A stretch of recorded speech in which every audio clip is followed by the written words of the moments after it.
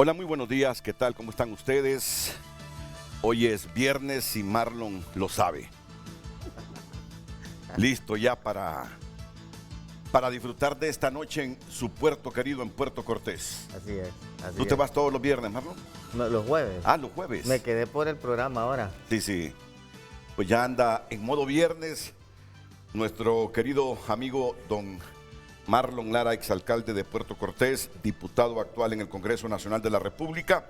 Esta mañana contamos con la presencia del ministro de Energía y gerente de la Empresa Nacional de Energía Eléctrica, don Eric Tejada, a quien saludo. Bienvenido, ministro, es un placer tenerlo en el programa. Gracias, licenciado. Buenos días a usted, a los compañeros y a toda la teleaudiencia a nivel nacional. Viene acompañado de su asesor técnico, don Cristian Sanabria. ¿Qué tal, Cristian? Renato, muchas gracias por la invitación. Mucho gusto, es un placer tenerlo. Y un saludo a toda la teleaudiencia y esperamos que sea un programa ameno, constructivo y de mucha información para el pueblo hondureño. Tenga la plena seguridad porque sabemos que la Empresa Nacional de Energía Eléctrica, mientras siga así como está, va a ser motivo de empobrecimiento y causa de empobrecimiento para Honduras. Es que no les da pesar que cada año tenemos que recurrir, o por lo menos recurríamos. Ahora ni siquiera eso, ya no recurrimos. No porque no queremos, sino porque ya no podemos. En los últimos meses el gobierno trató de colocar otra millonada de bonos soberanos en el mercado financiero internacional, pero ya no pudo. Ni el sistema financiero nacional quiso acudir al auxilio para pagar esas deudas permanentes en que tiene la NE. Solo imagínense un déficit acumulado de ¿cuántos millones a esta altura, ministro? 75.600. 75.000 millones. ¿Y deudas por pagar a los generadores de cuánto? 14.000 millones. 14.000 millones de lempiras.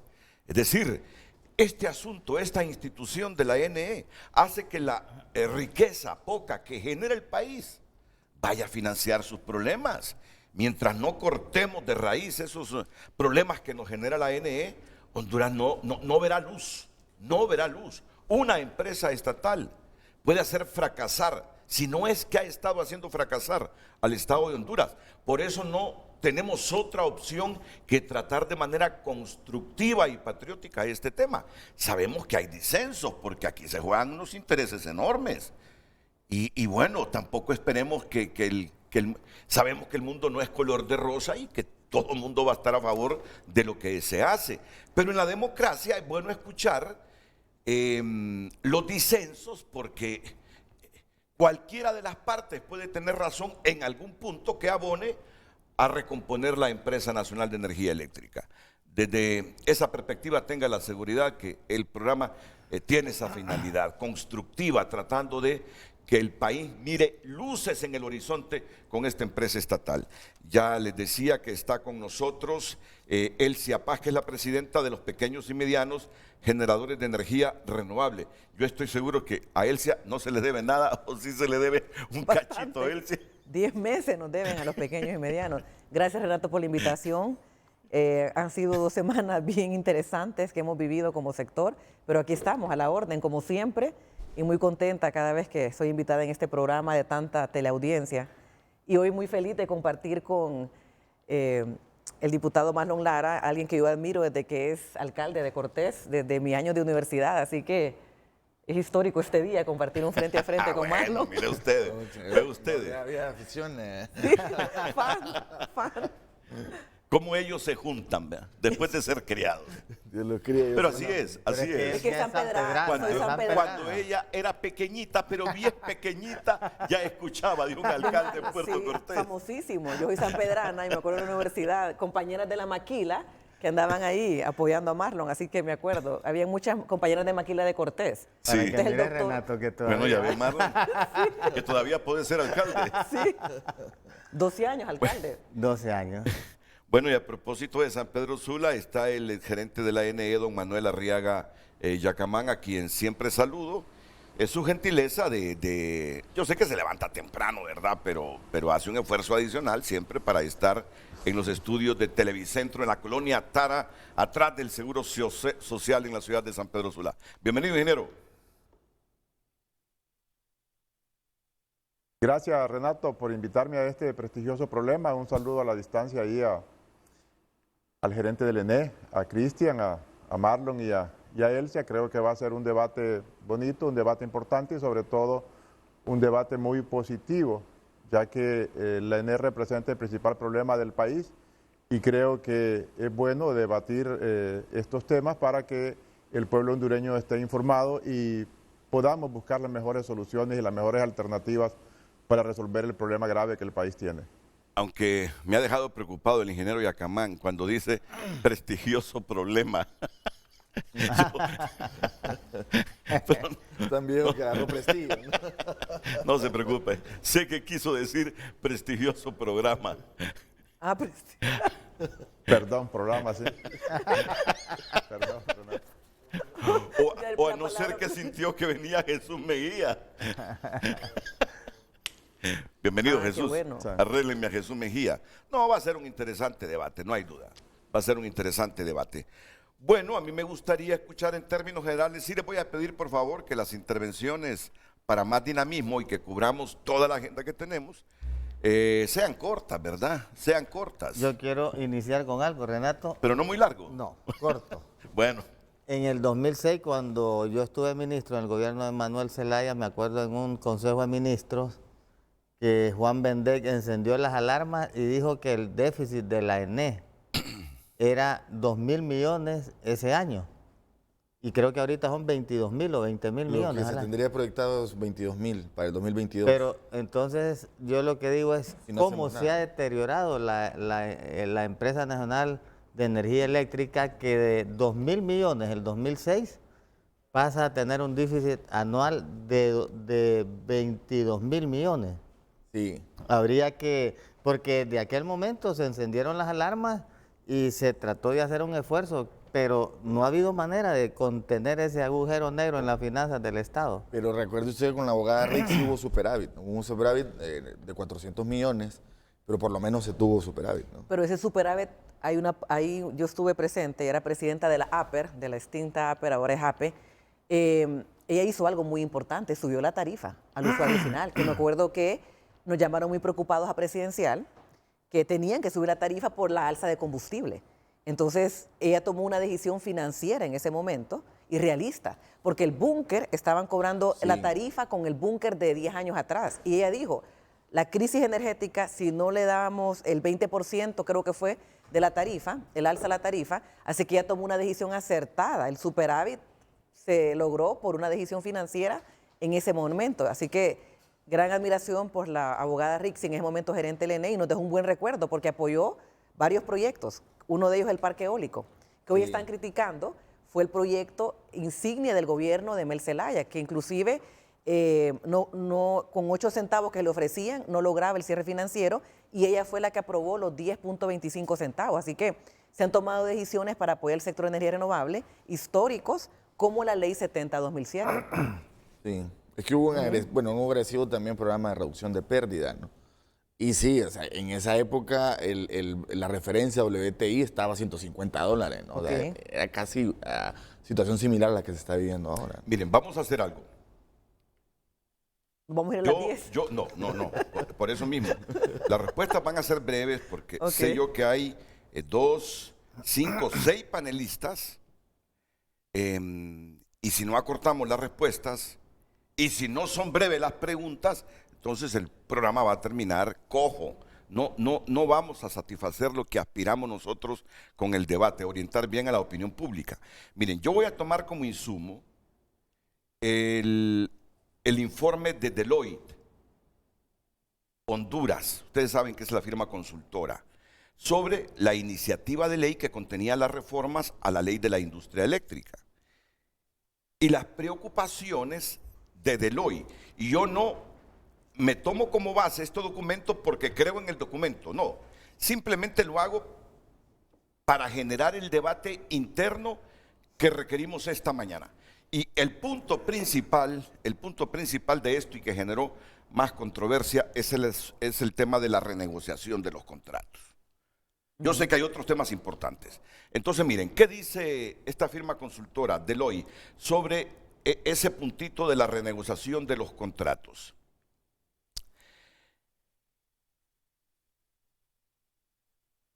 que esta ley que se ha aprobado autoriza, bueno, no es ley, ¿verdad? Son reformas a la Ley General de la Industria Eléctrica. ¿Son cuántos artículos aproximadamente? 10. 10 O sea, es artículos. una ley especial que reforma 10 artículos. Sí. Y también te trae 18, ¿no? Correcto. Renato, disculpe que lo interrumpa, pero ese documento de Deloitte fue el que la embajada americana solicitó para dar su opinión sobre la ley. Ese Sí, documento de Deloitte. es una consultoría. De hecho, la embajadora me lo envió a mí, ¿no? Ok. Ah, bueno, pues miren, yo no lo sabía. A mí me llegó este documento sin saber que era de la Embajada de los Estados Unidos. Pero indistintamente que sea de la Embajada de los Estados Unidos, si la Embajada de los Estados Unidos no tiene la verdad absoluta, pero a mí me va a servir de insumo. Ok. ¿Estamos de acuerdo? Sí. No, que cuando dicen documento de la Embajada de Estados Unidos, cualquiera se atemoriza, pero no tienen la verdad absoluta. Pero sí es razonable que en base a este documento venga la discusión. Pues en ese puntito de la renegociación de los contratos, dice que esta ley autoriza a la NE para proponer la negociación de los precios de los contratos de suministro de energía por medio de plantas de generación termales, eólicas y fotovoltaicas solares dentro de un periodo requerido de 30 días por razones de interés público. Si la renegociación fracasa, el proyecto de ley autoriza a la NE a terminar el contrato anticipadamente de manera unilateral y requiere que el Estado pague al propietario de la planta por estos activos por medio de bonos del Estado. El borrador no especifica los fundamentos de ley que la NE puede utilizar para dar por terminado el contrato anticipadamente, únicamente estableciendo que serían razones de interés público, y tampoco especifica cómo se calcularía la compensación de los activos, punto.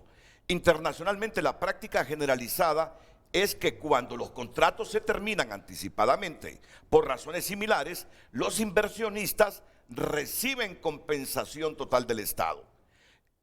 Pues esta ley que se ha aprobado, la ley que incluye estos artículos, que reforma la Ley General de la Industria Eléctrica, establece la creación de una comisión gubernamental dentro de los 60 días, compuesta por organizaciones y agencias claves del gobierno, que conducirán una auditoría exhaustiva sobre las finanzas de las empresas de generación contratadas, incluyendo la rentabilidad y los beneficios fiscales concedidos de la firma de los contratos. Y aquí termino. El resultado más probable, dice Deloitte, y que se basó Estados Unidos para emitir su opinión, o la embajadora, ¿recuerdan aquel famoso tuit controvertido? Pues se basó en esto, dice. El resultado más probable de estas medidas sería un largo proceso de litigios y renegociaciones con los contratistas, que resulta en un aumento de la ya alta deuda nacional y del déficit fiscal, mientras el gobierno compensa a los inversionistas con bonos. Adicionalmente, mientras algunas renegociaciones de contratos podrían beneficiar a la NE a través de reducciones de precios, otras podrían ultimadamente aumentar los costos al extender la duración de los contratos y fijar los precios actuales, que podrían ser más altos que los precios futuros, especialmente para los proyectos de energía renovable. Entonces, comencemos con esta primera preocupación. La renegociación unilateral de los contratos también afectará la confianza en el ambiente de inversión para licitaciones futuras de nuevos proyectos de generación, que se han atrasado muchísimo y que son cada vez más necesarios para garantizar el suministro eléctrico del país. Esta ley menciona que la NE ya ha sido demandada por 5.000 millones de lempiras, equivalente a 205 millones de dólares en demandas domésticas relacionadas a estos contratos, y por 527 millones de dólares en una demanda internacional interpuesta por su contratista EH. El deterioro del clima de inversión debido al riesgo aumentado de la intervención política y la expropiación de activos para inversiones futuras podrían alejar a los licitantes más serios y atraer a especuladores, aumentando el precio de las licitaciones y los riesgos de que los proyectos no sean completados. El proceso de renegociación y los litigios también serán una distracción de otras prioridades de inversión enumeradas en el proyecto de ley, ya ahora es ley, como ser el financiamiento del programa de reducción de pérdidas energéticas, el programa de electrificación rural y la meta de desarrollar nuevas represas que sean propiedad del Estado. está claro que aquí hay bastantes cuestionamientos precisamente a este asunto de la renegociación de los contratos y el justiprecio de las plantas si no aceptan la renegociación los generadores. Su opinión, ministro de Energía y gerente de la Empresa Nacional de Energía Eléctrica. Sí, bueno, como le dije, licenciado, yo recibí el documento y evidentemente difiero diametralmente. No siento que, con todo respeto, ¿verdad? Lo digo con mucho respeto, no hubo una lectura profunda, ¿no? Para empezar, en los artículos 4 y 5, que son los que hablan de la renegociación, hay 3 palabras que son claves, ¿no? Uno, autoriza, o sea, es facultativo, es potestativo, da la potestad. 2, se menciona 2 veces plantear, ¿no? 1, se plantea la renegociación. 2, se plantea la terminación y la negociación de la planta, ¿no? En todo caso, plantearlo, ¿no? O sea, en ningún momento se habla de nacionalización, expropiación o confiscación o algo similar, ¿no? Ese es un punto, ¿no? 2, por ejemplo, esa lectura que hace Deloitte ahí habla de bonos del Estado, y bonos del Estado se habla en el artículo 6, que habla de contratos que tienen la cláusula de derecho preferente, ¿no? Eso ya está en los contratos.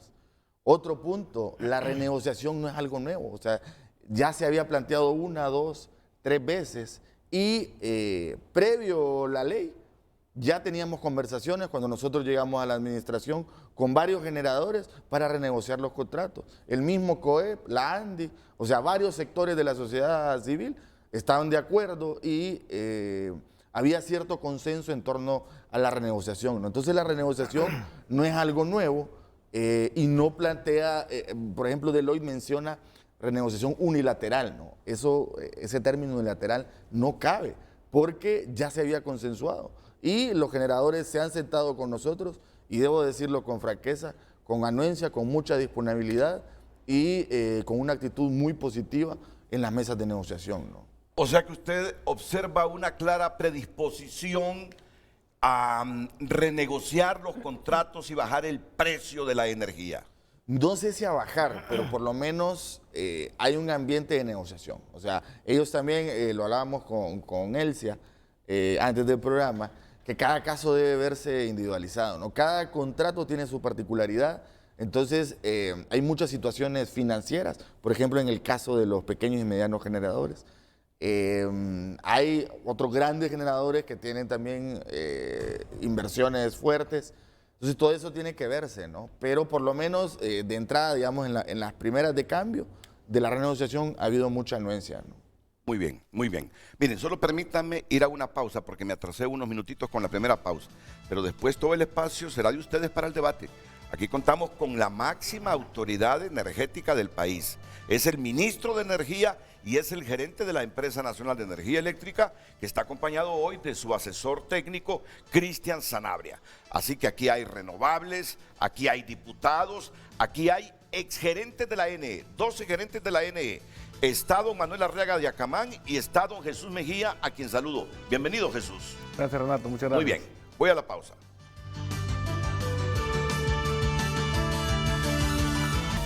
Hoy en Tu Nota es presentado por Banco de Occidente. Sueñe, planifique y ahorre. Hágalo en grande con Banco de Occidente. Y está pasando, está en tunota.com y estos son los titulares a esta hora de la mañana. El Tazón es un desastre, sus fondos están comprometidos hasta 2029, según su directora. Está pasando. No merecía morir a manos de sicarios, dice madre de Keila en el Día de las Enfermeras. Nombran a José Gaspar Rodríguez como nuevo director ejecutivo del Instituto Hondureño de Seguridad Social. Tras 6 días, Cuba anuncia el fin de las tareas de rescate en Hotel de La Habana. El Congreso Nacional aprueba nueva intervención en la Universidad Nacional de Agricultura. Esta mañana el rector dice que es un error histórico. Estas y otras noticias disponibles en tunota.com y por cortesía de Banco de Occidente. Apoyando el pequeño de hoy, hacemos el grande del mañana. Hoy en Tu Nota fue presentado por Banco de Occidente. Goce del respaldo, la confianza y la seguridad financiera que necesita. Bueno, ¿qué garantía tenemos que con las reformas a la ley del sector eléctrico de Honduras comenzaremos a revertir la crisis de la NE? Esa es la esperanza que tenemos todos los hondureños. Miren, voy a priorizar hoy la distancia geográfica, porque cuando invito a sanpedranos se quejan de que por estar allá participan menos. Entonces, el gerente de la ANE, Manuel Arriaga Yacamán, es uno de los pocos gerentes sobre los que el sector eléctrico y toda la gente dice fue el primero que redujo las pérdidas técnicas y no técnicas de la empresa. Por lo tanto, el mejor también. Aquí Elcia Paz me dice el mejor. Por lo tanto, su criterio es válido. Concentrémonos en este primer punto de la renegociación de los contratos. ¿Está de acuerdo usted cómo quedó la ley? ¿Qué tan de acuerdo está con la valoración que hizo la empresa consultora Deloitte y que hizo propio la Embajada de Estados Unidos? Así de manera breve, ingeniero Arriaga Yacamán. Adelante en San Pedro Sula. Gracias. Gracias, Renato. Gracias, Elcia. Realmente, y yo debo de decirlo, ministro, con mucha sinceridad, de que así como quedó redactado ese decreto, estamos entrando en aguas profundas. Realmente la ley ya permitía, los contratos ya permitían que se pudieran renegociar contratos, pero de mutuo acuerdo. Eso lo dice el contrato, eso no es ninguna novedad. Como tampoco que en el 2018 se firmó un documento con el Consejo Hondureño de la Empresa Privada, la Presidencia de la República, el ministro de la CEN, los generadores, donde también se hablaba de que se iban a renegociar los contratos. Eso ya estaba ahí en el tapete de la discusión y era cuestión de que alguien tomara la decisión y ustedes la tomaron y qué bien que lo van a hacer, ¿verdad? Lo preocupante, ministro, es que estamos diciendo de que si no se llega a ningún acuerdo, de que si a usted le fijan un precio y no está de acuerdo con el precio, le van a rescindir su contrato y se le va a aplicar un justiprecio. Y yo quiero decirle que yo confío en usted, confío en Pedro Barquero, en lo que el gobierno ha dicho, pero en estas cosas a veces lo importante no es lo que uno perciba, lo importante es lo que el empresario perciba. Eso es lo que realmente importa. Y estamos hablando de que en este momento, ya hace más de 2 años y medio, el operador del sistema actualizó el plan de expansión de la generación y se requerían 450 megavatios.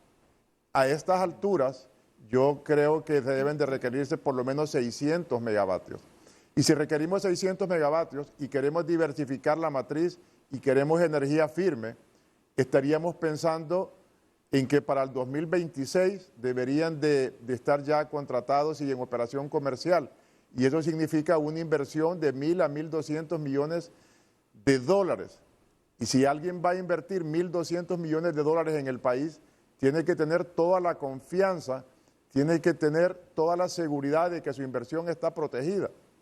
Pero si el inversionista piensa de que ahora puede ofrecer un precio y que después de 2, 3, 4, 5 años se le va a llamar y se le va a pedir una renegociación y luego se le va a aplicar ese justiprecio, entonces seguramente, ministro, estamos limitando las ofertas que podríamos tener a futuro y que realmente son pero tan necesarias.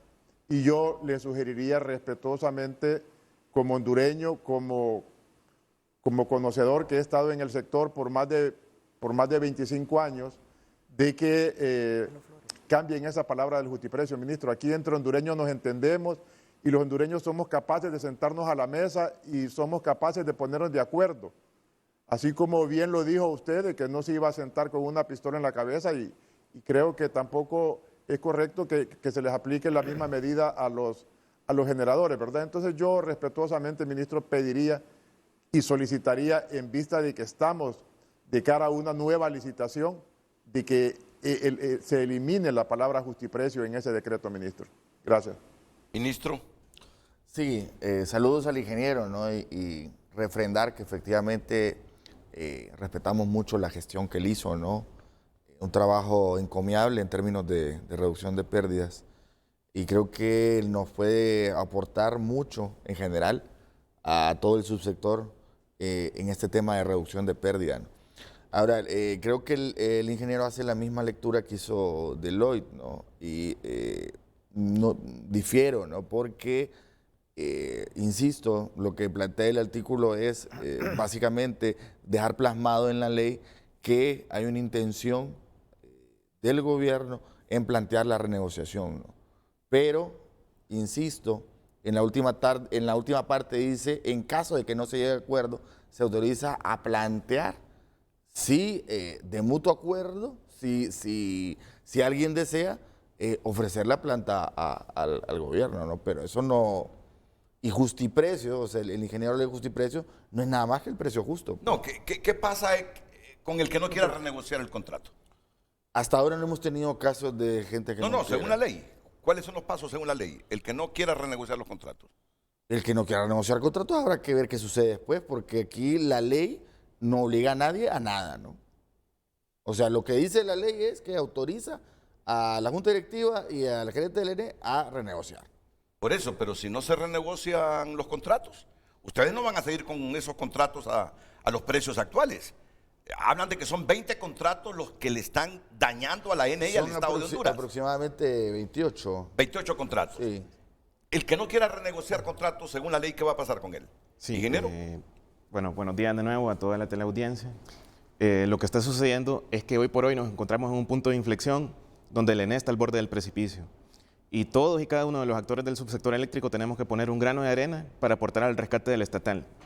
Ahora, de toda la gama de 75 contratos PPA que hay, hemos sido selectivos y hemos encontrado que hay irregularidades, hay precios elevados en alrededor de 28 contratos. Entonces no es que nosotros estamos yéndonos a exigirle a todos los PPA que se bajen sus precios, sino que hemos detectado que hay sobrevalorados, y eso todo el mundo lo sabe también. Hay contratos de que tienen cosas raras en todas sus cláusulas que provocan de que sus precios a los cuales le cobran el ENE sean elevadamente altos, y por tanto eso es lo que el gobierno quiere, regularizar la situación de estos contratos que están sangrando al ENE y drenando las finanzas del Estado. Ahora, ¿qué es lo que pasa?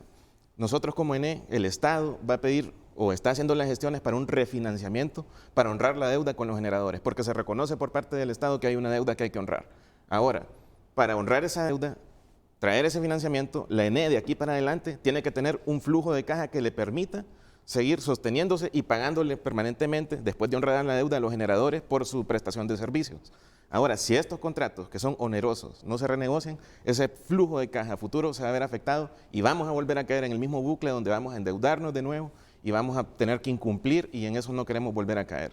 Así que la renegociación de estos contratos para el Estado es prioritaria y es urgente. Y en el caso de que no se quiera renegociar y no se quiera llegar a un punto de encuentro, entonces, bueno, pues el Estado lo que plantea son niveles, ¿no?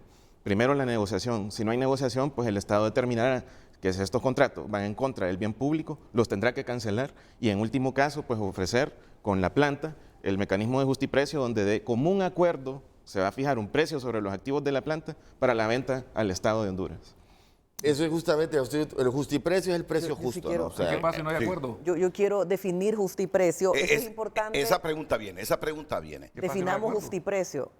Aquí sale, y lo estoy bajando ahorita de Wikipedia, constituye una indemnización por la pérdida de los bienes y derechos expropiados. Y es un elemento esencial de la expropiación. Por eso es que el término justiprecio, y aquí hay que ser bien transparentes y hay que hablar con lo que hicimos estas últimas semanas, apoyarnos de expertos en materia legal, y se aportó a equivalentes a un precio justo desde lo que era el equivalente al valor presente de un proyecto, de acuerdo a los principios y metodologías aceptadas en los contratos de energía. Entonces, ¿por qué agregar justiprecio? Y eso es lo que hoy tiene realmente a toda la población de inversionistas muy consternados, porque la definición no engaña. La definición está ahí, entonces sí hay que ser sinceros y abiertos. no, es que usted está con una definición que tiene que ver con algo legal. Si usted va a la RAE, mire,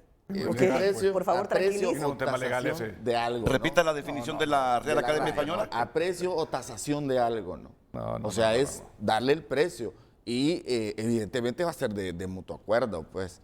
O sea, justiprecio es precio justo y según la RAE, tasar o apreciar algo. Ya si le dan otra interpretación, bueno, ya no es culpa de nosotros. Bien, ¿no? Renato, mira, Sí. yo solo quiero hacerte una pregunta y por eso sobre la mesa. ¿Cuál es el fin de esto? sea, ¿verdad? ¿Cuál es el fin? Y miren, yo lo he repetido en todos los programas, pensamiento sincero, considerado y bien informado. Porque su pensamiento, Eric, es sincero, usted no tiene una agenda atrás. Si es considerado, va a pensar en la gente de abajo o la gente en su entorno y está bien informado, la decisión va a ser correcta. Y es lo que todos queremos al final. Miren, ya lo dijo el ingeniero Yacamán ahorita. Necesitamos 450 megas hoy por el déficit de energía que hay, porque ya hay apagones en el país. ¿Cuánto va a costar instalar una planta? Si es de búnker, va a llevar de 18 a 24 meses. Si es de gas natural, que es para lo cual nos preparamos por muchos años con el gobierno de Estados Unidos, para ver si ponemos una planta de gas natural, va a llevar 5 años. Ya estamos hablando de 600 megas. ¿Cuánto es el crecimiento ¿Pero por qué tenemos anual? déficit hoy, Jesús? El crecimiento anual es de 60 ¿Por megas. qué las líneas de transmisión están como están? ¿Por No, qué el ENE para allá voy. está como está? Para allá voy. ¿Qué sucedió en Para allá estos voy. 12 años? No, para allá voy, Eric. Entonces, Sí, o si sea, usted viene a son pensar... preguntas que el pueblo se hace ¿Para que dónde, son honestas, ¿para dónde o sea, vamos, Eric? Nosotros tenemos ya le 50 voy a dar la días. palabra para usted O sea, tranquilamente. hemos heredado esto. Para que no se defienda y es como una- un gato panza arriba. Es la situación más crítica en la Entonces, historia. ¿a dónde vamos, Eric? En la historia. ¿A dónde vamos? Me dice que no bajar la tarifa. Entonces, ¿para qué? No, si renegociamos contratos, baja tarifa. No, disculpe, lo dijo hace Baja un rato. tarifa. Usted no lo se me sabe, va a eso bajar, tiene que usted lo estar acaba de decir. informado. Pues. Yo estoy repitiendo sus palabras. Si usted discúlpeme. renegocia el contrato, baja tarifa. Ahora, ¿cuánto cree que le va a dejar a cada contrato? ¿1, 2, 3 centavos? Eso tiene que verse en la mesa. O sea, no tienen un plan. Claro que tenemos un plan, pero no vamos a dar ¿Cuánto la estrategia esperan? ¿Cuánto ahorita. aspiran? ¿Cómo le voy a dar la estrategia de ¿Cuánto aspiran? renegociación? No, Ya es tenemos que un no número, tienen pero plan. no podemos darle estrategia. ¿Sabe por qué, Eric? Porque ¿Sabe por qué las cosas estamos tienen un renegociando valor, el contrato? y al tener Porque un valor por las lo que cosas, encontramos, por lo que entonces heredamos. usted tiene que poner sobre la mesa qué es lo que quiere. Miren, qué es lo delicado de lo que están haciendo ahorita, Renato. Que al poner sobre la mesa una renegociación de justiprecio, que le agradezco mucho a él por la lectura que hizo de lo que es la definición de justiprecio, cuando vengamos a una licitación para comprar potencia que se necesita, ¿quién va a querer ofertar a un país el cual después va a querer quitárselo con justiprecio? ¿Y justiprecio definido por quién? Entonces esto es bien delicado. Tal vez hubiera sido bueno apoyarse en el BID, Banco Mundial, instituciones financieras, que son las que están financiando estos proyectos, en muchos de ellos, me refiero a los que son eólicos, solares, todo lo que es renovable en su mayoría, y decirles, miren, financieramente, ¿por qué no nos dan un apoyo para ver hasta dónde podemos llegar? Porque hablan de auditorías, pero ¿quién va a hacer la auditoría? Tiene que ser alguien que sea competente y que tenga la información en su mano. ¿Quién mejor que los mismos bancos que dieron el dinero? Porque nadie dio el dinero así por así. Entonces, miren, tengan cuidado, porque lo que están haciendo ahorita es tapando el sol con un dedo sobre una crisis energética que viene por la no toma de decisiones y no es de ustedes. O sea, le estoy hablando de años de atrás. Y usted puede ver, Renato, en el Entonces, 2018... estás admitiendo tu corresponsabilidad La mía no. en ese desastre de la ENE. No, para allá voy, Renato. En el 2018 yo saqué una licitación. La aprobó la CRE y posteriormente la detuvo, que era de 360 megas. ¿Por qué la detuvieron? E investiguen por qué la detuvieron. ¿De quién era el interés? Porque necesitaba esa energía para el 2022-2023.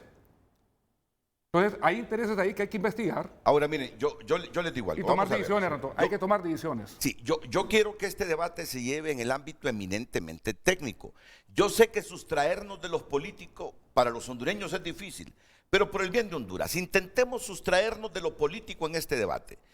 Por ejemplo, yo pregunto, ¿dónde está el pecado en que el Estado llegue a un acuerdo con 27 contratos o 28 contratos que están afectando seriamente las finanzas de la empresa? Miren, tenemos décadas de hablar de contratos leoninos. O las pérdidas, ¿qué es lo que Tenemos está afectando? décadas de hablar de contratos leoninos. Todavía en lo de las pérdidas no lo hemos tocado. Ahorita estamos con esto de la renegociación. Tenemos décadas los hondureños y todos, hasta los empresarios, de hablar de contratos leoninos. Aquí no hay ningún empresario que no sea generador que no haya con su lengua denunciado los contratos leoninos en la generación de electricidad. Renato, entonces, pero... espérame. Yo solo le pregunto para que me responda el ingeniero Yacamán. Que el Estado intente renegociar esos contratos que de toda la vida le hemos llamado leoninos y que afectan nuestros intereses, es pecado que conste, ¿verdad? Hay una segunda parte a esta pregunta y eso sí me preocupa cuando dice Yacamán. Con esto queda debilitado el inversionista a futuro para invertir, que queda ahí medio endeble. Invierto en Honduras, pero en principio la pregunta es, ¿dónde está el pecado que el Estado quiera renegociar esos contratos que los empresarios y que todos nosotros en algún momento los hemos calificado de leoninos, ingeniero Arriaga Yacamán. Renato, fíjate que... Permítame que la respuesta la da. Lo que pasa es que no había terminado y después yo. voy contigo, Ok. Ingeniero Yacamán. Sí, Renato, yo creo, Renato, que como dije, que debemos de sentarnos como hondureños de buena fe. Ya había un acuerdo desde el 2018, los contratos prevén que se pueda sentar y que se pueda renegociar. Eso no es ningún problema, Renato. Eso tiene todo el derecho la ENE de hacerlo y tiene todo el derecho del pueblo hondureño de reclamarlo.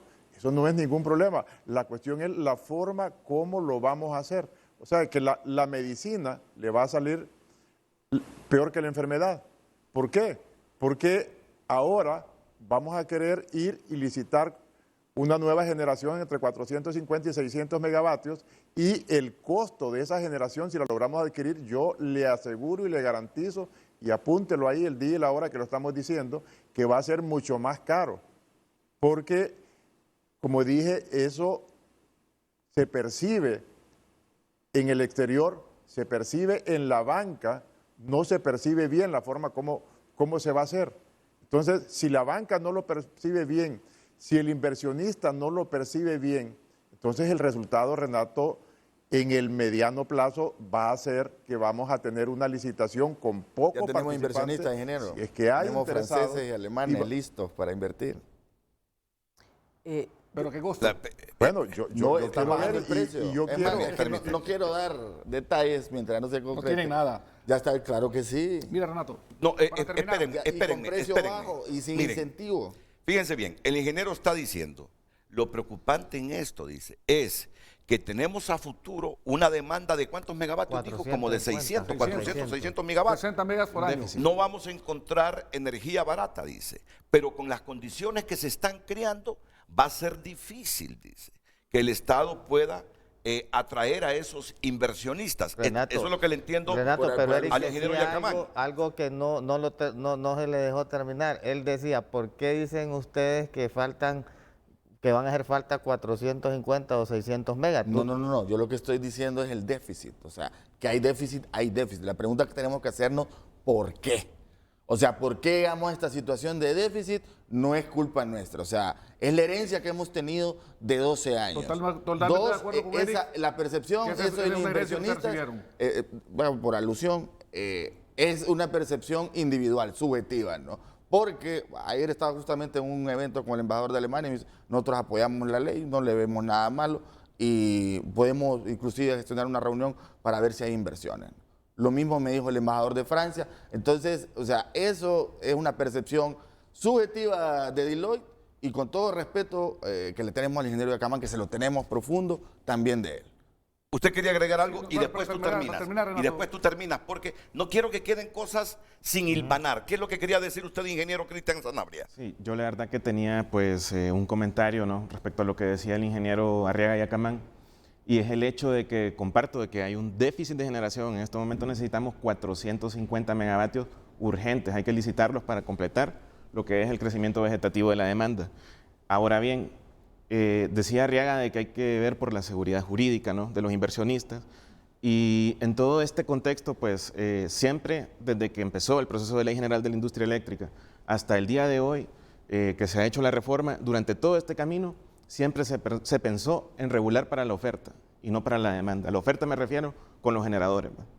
La demanda, que el pueblo hondureño siempre ha terminado pagando los platos rotos de incentivos, de mejoras en el mercado de oportunidad que les permiten competir en el mercado a precios sumamente exorbitantes. Entonces, a lo que me refiero es a esto. ¿A quién le va a interesar venir a competir en un proceso de licitación, a rebajarse sus precios, habiendo pues creado el modelo, un mercado de oportunidad a precios más caros, a precios de la planta térmica más cara que se está despachando en el país? Entonces, todo esto fue atentando contra los mismos procesos de licitación.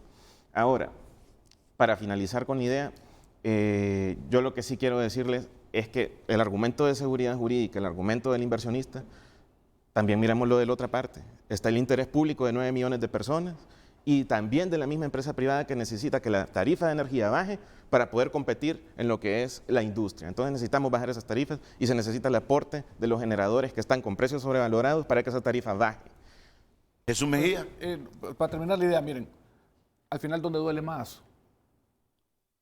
si usted viene y va a negociar el tema de los solares, por cada centavo que le bajen a un contrato solar y hagan la matemática, le van a ahorrar $8 millones a todo el parque, ¿verdad?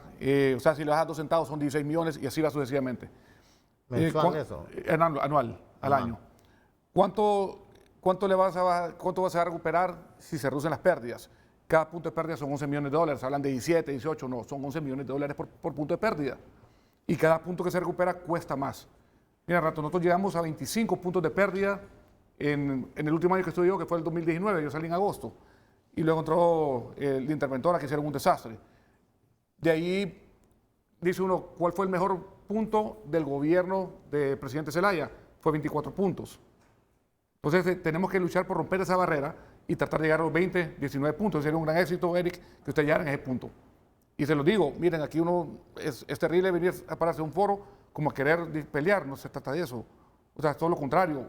Miren, hay errores que cometieron y usted dice, nosotros no somos los del problema de la potencia que necesita el día de hoy, es heredado. Es cierto.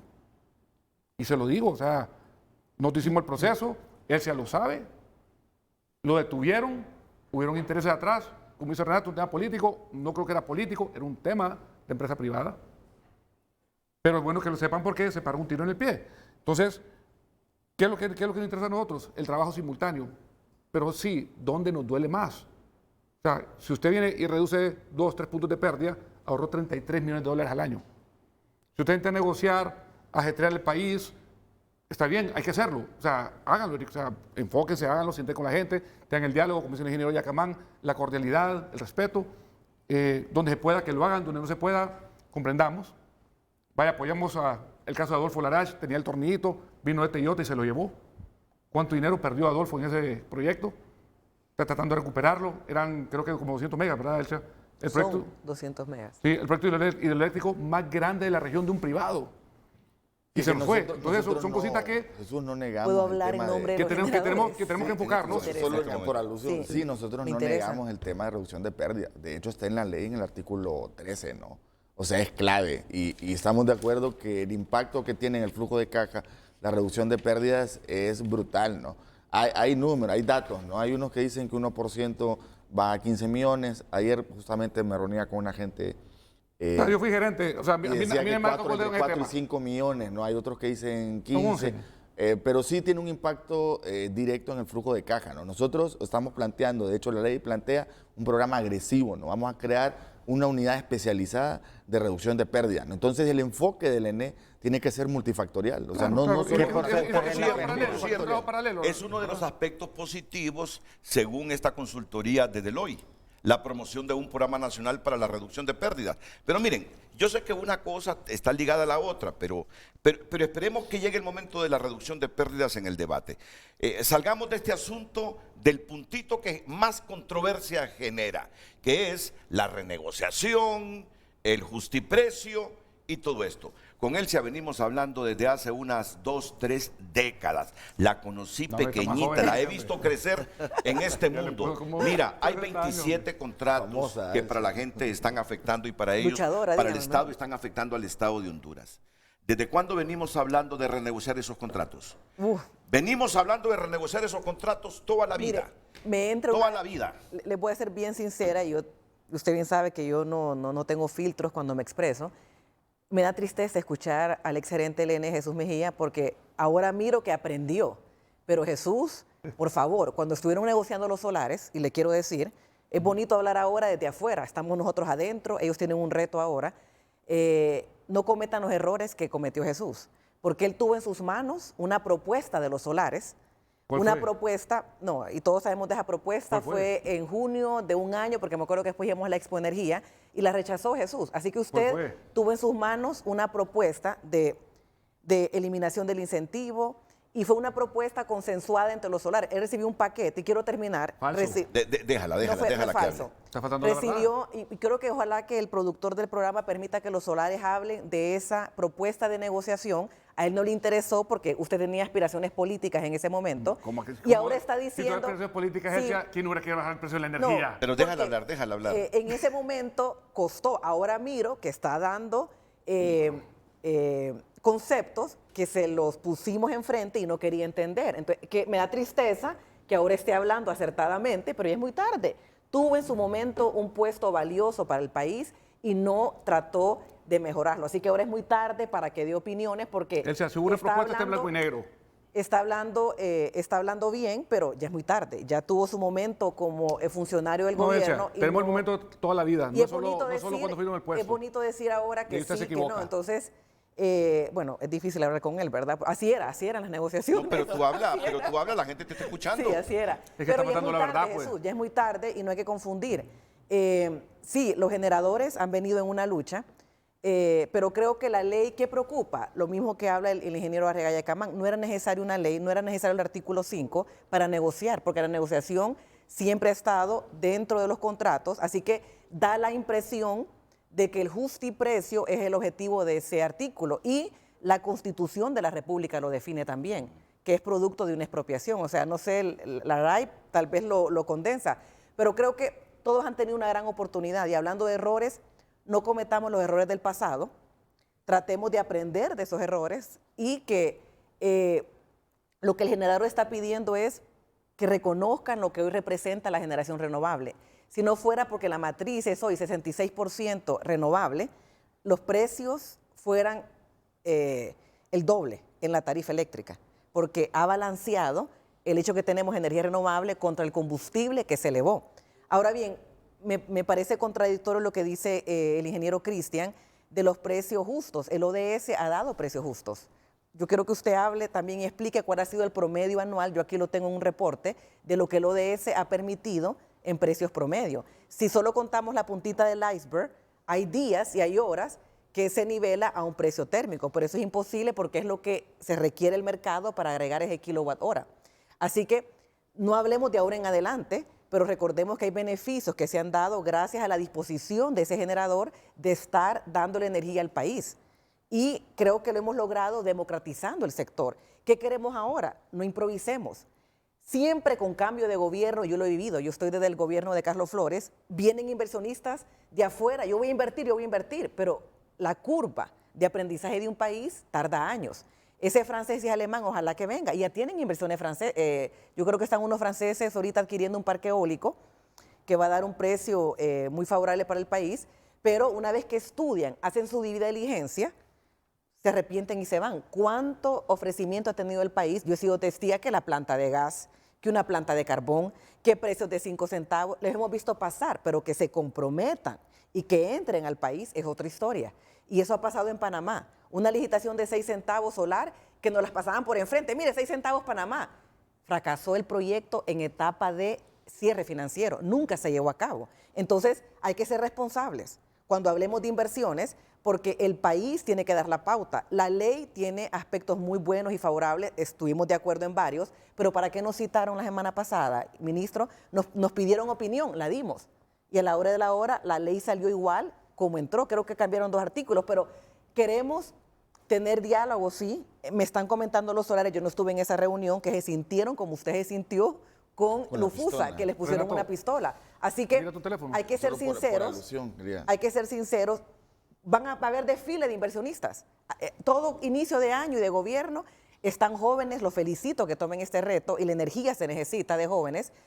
Me gusta el hecho de que no vinieron a los cargos que vienen por algo político, tienen el currículum para manejarlo, usted tiene maestría en energía renovable, me alegró cuando me lo comentó al inicio del programa, pero no improvisen y no se dejen llevar por esos impulsos. El inversionista va a venir, pero cuando haga la debida diligencia de lo que está ocurriendo, van a venir sus abogados y les van a decir, entonces van a estar un año coqueteando y mientras tanto, esta ley pareciera que van a venir apagones, porque ¿qué le sucede al pequeño y mediano? Y ojalá que nos paguen. Eso sí, se lo estoy pidiendo desde el inicio, ministro, tenemos mantenimiento preventivo, no se está llevando a cabo por falta de pago en las plantas. Tenemos mantenimiento correctivo, no se llevó a cabo. ¿Qué va a pasar el día que falte una pieza crítica en una de las plantas de generación? Se van a parar las plantas no por un tema de amenaza, porque humanamente va a ser imposible continuar manejando las plantas. Cristian, usted trabajó en el ODS, usted sabe lo que representa despachar una planta renovable, o sea, no es sencillo. Entonces sí tenemos que educar más en ese sentido y ser realistas hacia dónde vamos. No generemos falsas expectativas. es un cambio de gobierno, lo van a analizar. Yo he vivido varios cambios de gobierno donde el funcionario se emociona porque vienen ofertas interesantes, pero de eso a la realidad, y una planta nueva, por muy pequeña que sea, van a ser 12 meses, 18 meses para que se instale. Luego de que revisen los aspectos legales. Y un cierre financiero, ¿cuánto tiempo toma? A no ser que sea dinero ilegal, pero un dinero correcto y propio tarda hasta 6 a 8 meses con suerte un cierre financiero. Entonces estamos hablando de 2 a 3 años para que cuenten con una planta completamente nueva. Renato, Así mira que la nota que te acabo de enviar. Sí, es que miren, por alusión, sí. Bueno, hay que ser responsables con esto, ¿no? Lo que dije yo es lo siguiente, ¿no? Hemos tenido acercamientos ya con la ley cuando iba en proceso de inversionistas que consideran que la ley no es ningún, si usted lee bien la ley, no hay ninguna objeción para que ellos hagan sus inversiones. temor.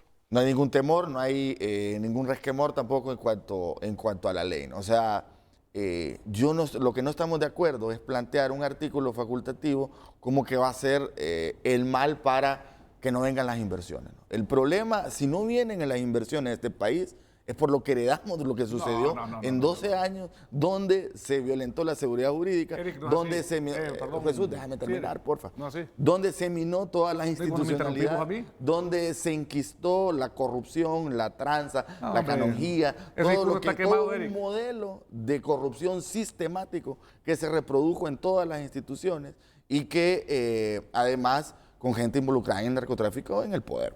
Entonces, esa es la verdad, esa es la fuerza de la verdad. Entonces, hablamos de seguridad Sí, jurídica. es que el narcotráfico ¿Qué entró del más- 2006 en qué más- delante. déjame terminar, Jesús, por No, favor. porque por alusión, O como sea, digo. ¿qué más hace daño? Me pregunto yo, reflexiono, ¿no? ¿Qué más hace daño a la seguridad jurídica que lo que pasó durante 12 años que 2 artículos que son facultativos, o sea, que no obligan a nada a nadie? tomamos su palabra, ministro. Y con el tema ya hemos hecho abonos, ya hemos hecho abonos a los hídricos con todas las limitantes financieras que tenemos. Estamos conscientes de la situación. Yo se lo comenté a usted, recibí casos particulares de generadores pequeños y medianos y estamos dispuestos a apoyarlos, entendemos su situación y estoy seguro que en las mesas de renegociación vamos a llegar a acuerdos. Creo que todo el pueblo hondureño nunca ha habido como hoy toda la voluntad de la sociedad para que lleguemos a acuerdos en esas mesas. Pero mire, eso me genera esperanza cuando le adelanta a Elsia, ya les hemos hecho adelanto, porque uno ha llegado a pensar que la condición para pagarles ese montón de pisto que se les debe a los generadores es que se renegocien los contratos. Si no se renegocian los contratos, entonces no se les paga.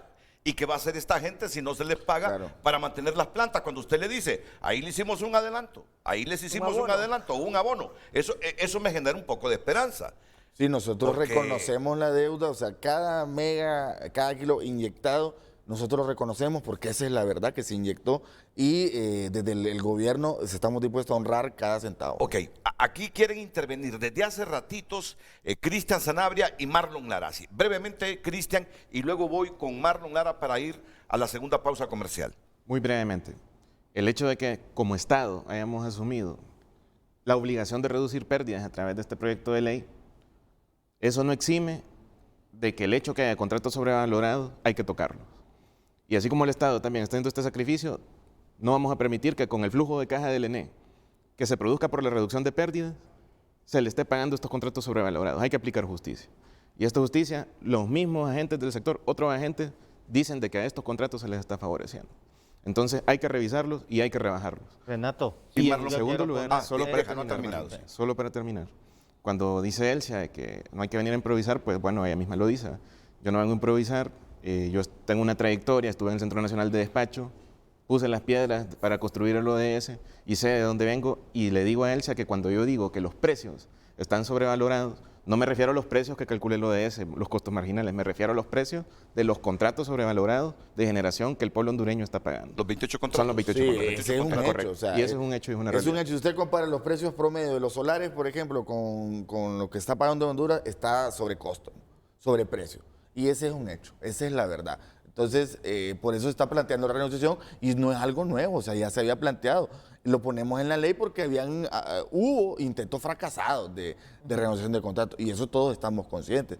Y por eso insisto, nunca como hoy en día ha habido tanto consenso, inclusive entre generadores, para que renegociemos esos contratos. Pero fíjate que si así como lo están planteando el ministro, no es algo que realmente es tan difícil porque ya tienen identificados los 28 contratos. Claro.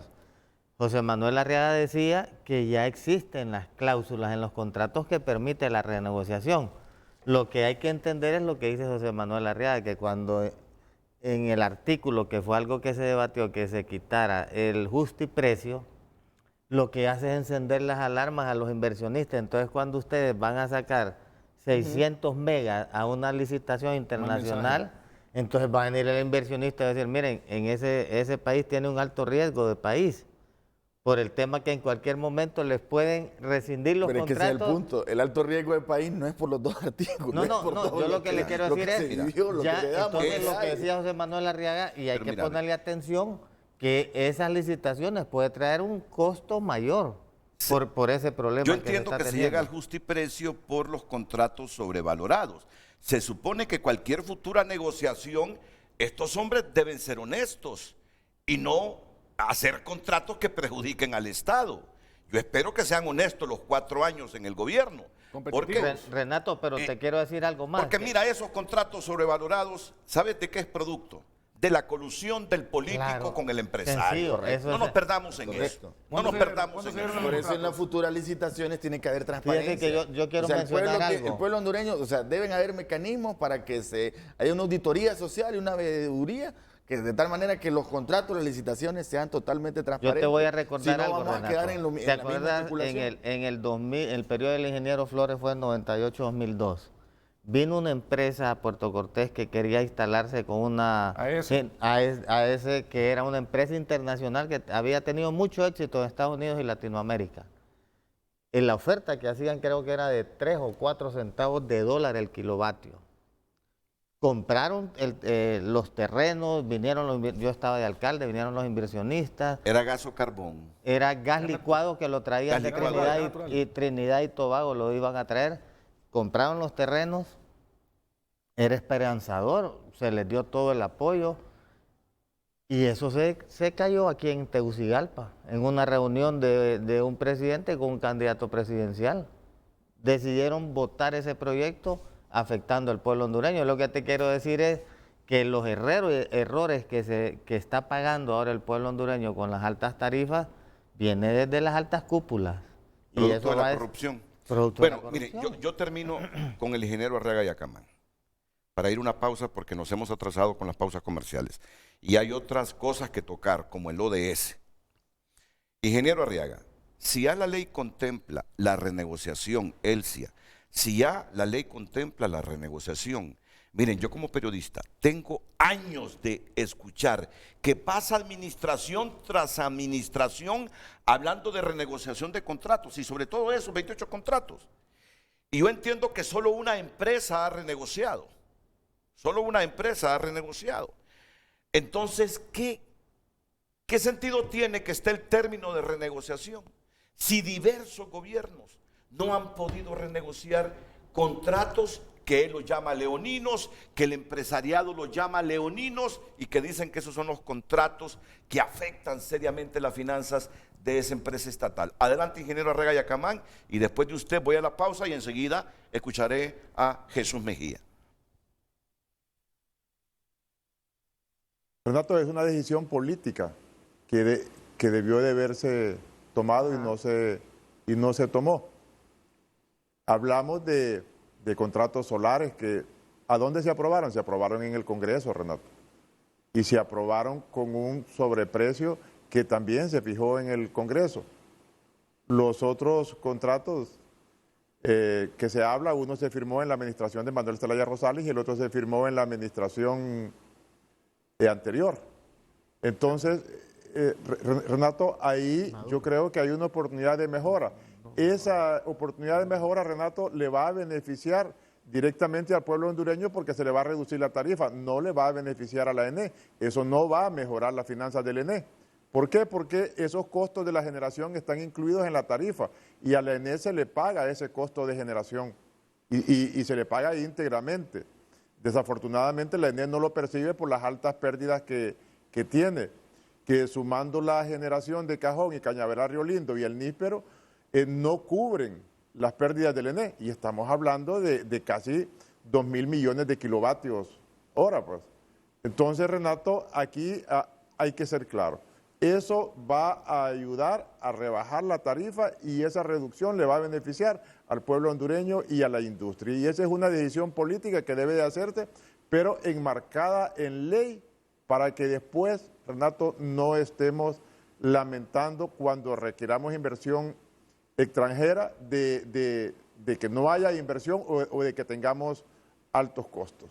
Déjenme la imagen del ingeniero Yacamán. Yo entiendo que él está de acuerdo con que se renegocie y habló de energía solar carísima. Que él, el puntito que no le gusta es eso del justiprecio, porque nos puede alejar la inversión cuando querramos tener esos 450 megavatios. Pero es bueno que escuchen a Elcia. Es bueno que le escuchen sin prejuicio cuando les dicen, mire, yo he visto desfilar un montón de funcionarios que al principio se emocionan cuando les dicen, nosotros les podemos dar ofertas más baratas de lo que les dan los generadores en Honduras, pero pasan un año negociando y al final esa inversión se aleja. Es bueno que escuchen las experiencias de gente como Elcia también. Entonces, quedó claro que el puntito que está en desacuerdo el ingeniero Arrega Yacamán es con el justiprecio, pero que está de acuerdo que hay contratos, está de acuerdo que hay contratos leoninos y sobrevalorados, y que los gobiernos, a excepción de una de las empresas, no los han podido renegociar. Mira, es ahí donde yo como periodista digo, si esta empresa nos está llevando a la quiebra como Estado, hubo que hacer una iniciativa de reformas fuerte para poner orden, si no este país se nos va a terminar de hundir. Si estando la palabra renegociación en la ley general, no pudieron renegociar nada, ¿qué había que hacer? En los contratos. Claro, de eso estoy hablando. Sí, no en la ley. Claro, imagínate. Es decir, tenemos que reconocer eso. Tenemos que reconocer eso. Yo desde esa perspectiva... Sí, y hay que ver también, disculpe licenciado que lo interrumpa, el tema de que bajo qué condiciones se aprobaron ciertos contratos, ¿no? Muchos fueron en la hemorragia legislativa del 20 de enero del 2014, antes que entrara el Paqui Libre al Congreso, ¿no? Entonces, hay mucha opacidad, ¿no? En cómo se generaron esos contratos y al sol de hoy el perjuicio que están causando es innegable, pues, en todos los sentidos. Justamente la idea de que estos artículos vayan en la ley es darle la importancia y reconocer que el problema de los contratos es un tema estructural.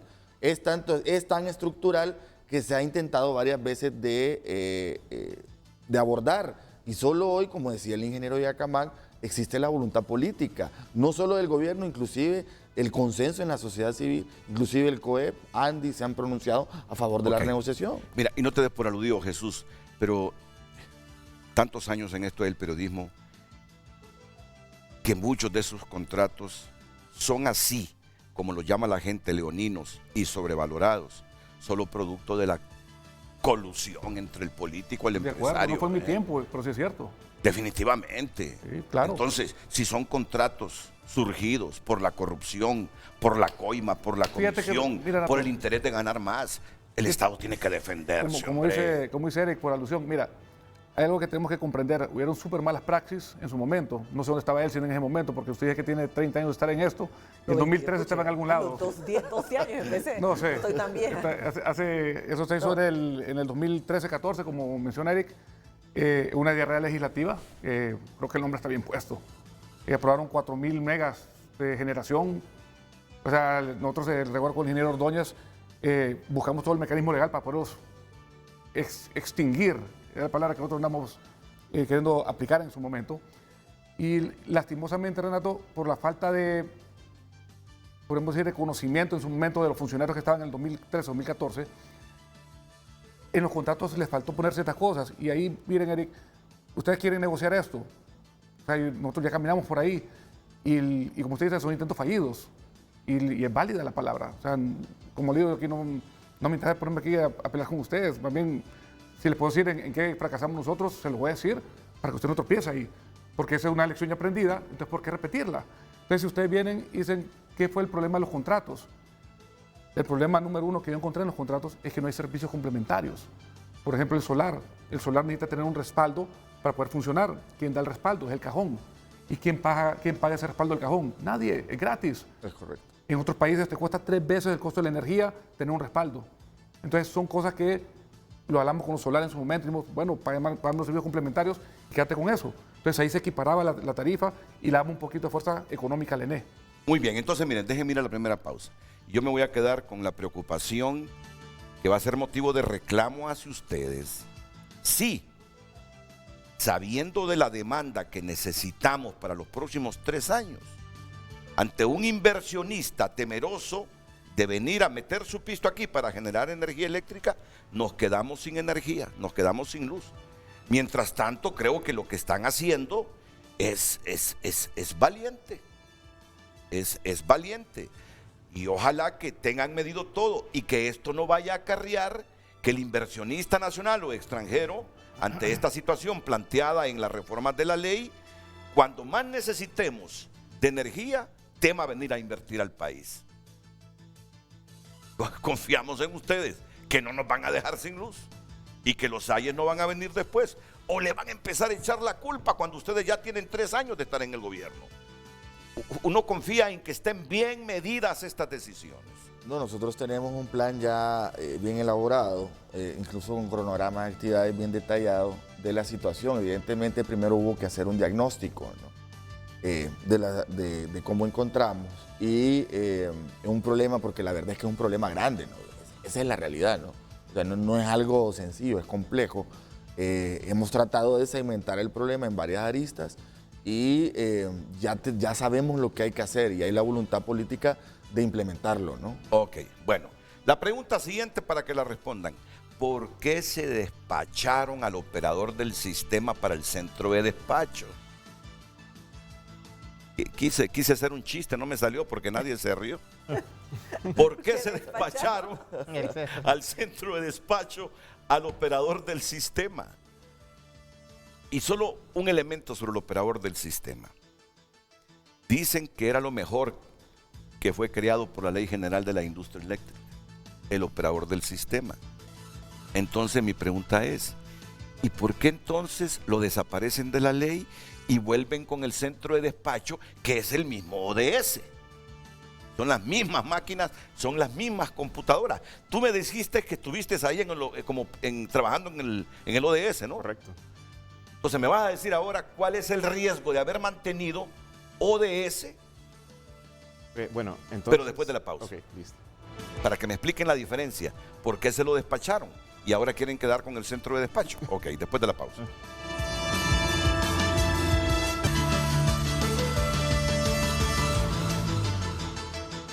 Miren, el hombre de más años y más canas y más experiencia de todo el grupo presente es don José Arriaga Yacamán, ¿verdad? Entonces, por eso comienzo con él. Para usted, el que se haya eliminado el ODS, ¿qué significa? ¿O qué implica, mejor dicho? ¿Qué implica? Ingeniero Arriaga. Bueno, yo antes quería hacer una aportación para cerrar con el tema de la generación, Renato. A mí me gustaría que después el ministro nos ilustrara cómo va a ser la inversión pública en generación, porque en ese decreto que se aprobó dice de que el sector privado puede invertir en generación, transmisión y distribución, pero no en una cantidad mayor que la que invierte el Estado.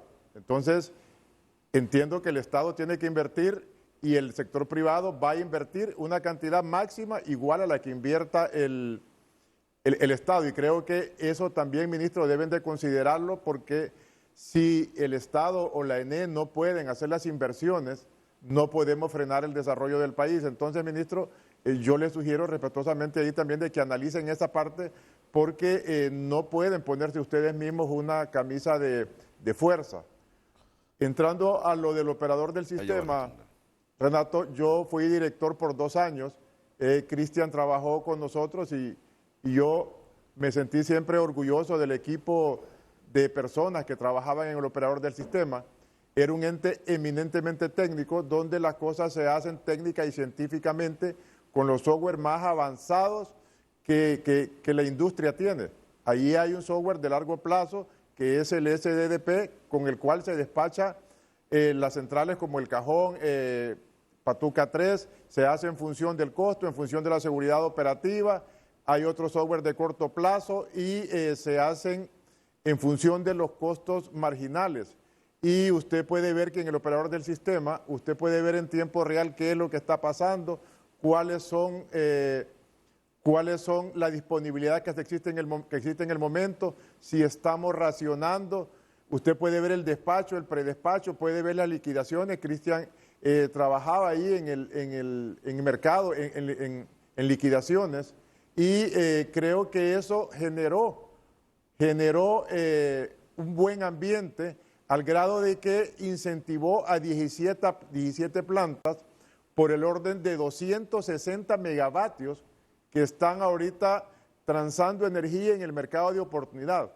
Y yo quiero decirlo claramente de que en este momento, con los problemas que tenemos de déficit de energía y de capacidad, si esos 260 megavatios entran en pánico y no se le da esa continuidad y esa confianza, pues prácticamente tendríamos otro problema asociado a la falta de la licitación de la generación, que dicho sea de paso, la ley manda de que debe de hacerse con 5 años de anticipación para que podamos tener un proceso que sea inclusive para todos, que ese proceso pueda ser claro, pueda ser transparente y que puedan entrar las tecnologías como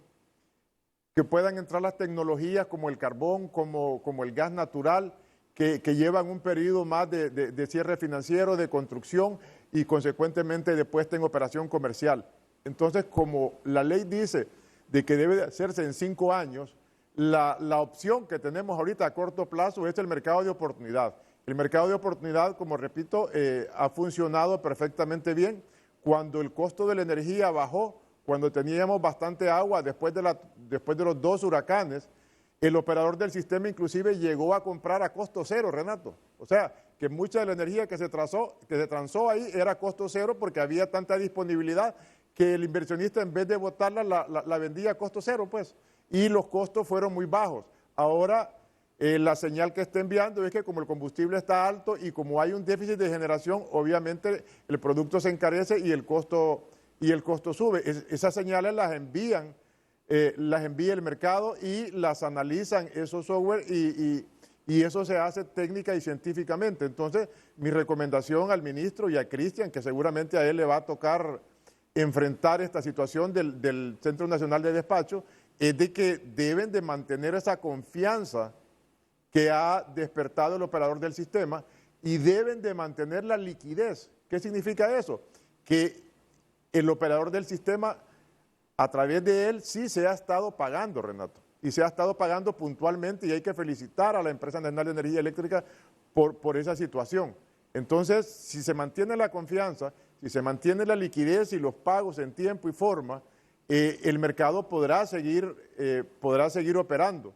Y eso nos garantiza de que esos 260 megavatios, inclusive hay empresas que prefieren vender en el mercado de oportunidad y no en el mercado de contratos, porque en el mercado de contratos las deudas que se están pagando ahorita son del mes de mayo y algunas de junio, o sea, prácticamente es una deuda ya de 1 año, Renato. En el mercado de oportunidad sí se paga puntualmente. Entonces, como estamos atrasados en la licitación, el mercado de oportunidad ha asumido ese liderazgo y ha asumido esa responsabilidad que por ley la tiene la distribuidora, porque la distribuidora está obligada a contratar la energía que el país requiere por ley. Es una obligación, Renato, de que la distribuidora debe de contratarla, pero como no se ha contratado, el mercado de oportunidad ha asumido esa responsabilidad. Entonces, yo creo que el reto va a ser grande ahí para el ministro y sobre todo para Cristian, porque él fue parte de ese equipo del cual yo repito e insisto, me siento orgulloso de haber sido director por 2 años, Renato. Sí, pero es que, bueno, vamos a ver, le doy unos 15 segundos. ¿Entiende usted por qué es que eliminaron el ODS, aunque uno sabe que va a caer el centro de despacho con el mismo equipo, no sé si con el mismo recurso humano, probablemente porque ha sido capacitado para ello? ¿Entiende por qué ese cambio en esta reforma? ¿Tiene sentido?